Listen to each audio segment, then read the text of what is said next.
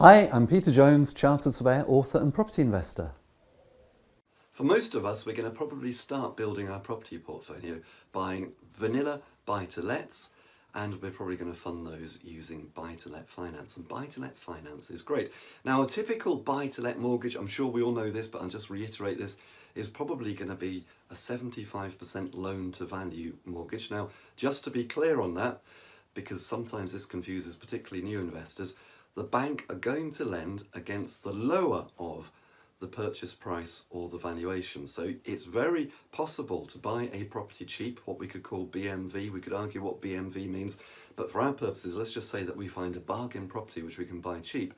It may be, for example, it's a £100,000 property which we're self-evidently buying for only £80,000, which is self-evidently cheap. But unfortunately, the bank aren't going to lend against the £100,000. They're only going to lend against the £80,000. Now, if there's a 75% loan-to-value mortgage, that raises the question of how are we going to pay the 25% which the bank aren't going to pay. Now, most people assume that you've got to save up the money, that you have to spend years, saving from your salary. That can be a way of doing it, and I'm not saying it's a bad way of doing it, but there are quicker ways of doing it. One thing which we might be able to do, for example, is to borrow. Now, you won't be able to borrow from a friend.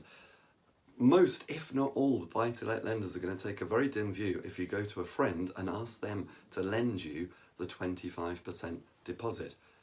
But if you go to a close relative, if you've got a close relative and if your close relative has the money, so for example, mother, father, maybe sister, brother, grandparents, most banks will probably accept the deposit from a close relative. So that's one possibility. Another possibility is to think about your own assets. Have you got equity in your own home? Now, sometimes when I say this, potential or new investors get a little bit twitchy and a little bit worried, saying, well, my home is my security and I don't want to use the equity in my home. But the way I look at it is that it's just moving equity from one property to another. You're not spending the money, it's not disappearing. You're just moving equity from one property to another, and it can be a great way to get started. When I got started, I used equity from my own home. If I hadn't used the equity in my own home, I wouldn't be talking to you today. It can be a very powerful and useful asset, but again, you want to use it carefully. I'm not saying be reckless with it. You've got to do your due diligence and make sure that you spend the equity that you take out of your own home on the right type of property, of course. But here's a solution which gets around all of these problems anyway. Believe it or not, although the bank would take a pretty dim view of you borrowing 25% from a friend, they probably wouldn't have any objection to you borrowing 100% of the purchase price from the friend.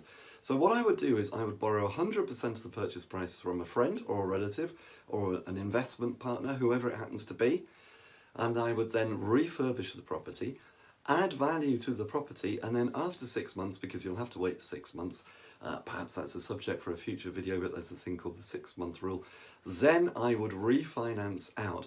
And if I've done my maths right, and if I've got the right property and bought it at the right price, and if I've added enough value, I should be able to refinance out 100% of the money which I used to purchase the property. In other words, I can pay back my friend or my investment partner or my JV partner all of their money. And that is a potential solution to get around this problem of where does the 25% come from. I'd say forget the 25%, go straight for the 100%. But obviously you've got to make sure that you do your maths, your due diligence to make sure that this deal actually stacks up so that when it gets to the point of refinancing, you really can get all of your money back out. Well, I hope you found that informative and inspirational. And if you want help in property, please do come over to my website, www.thepropertyteacher.co.uk.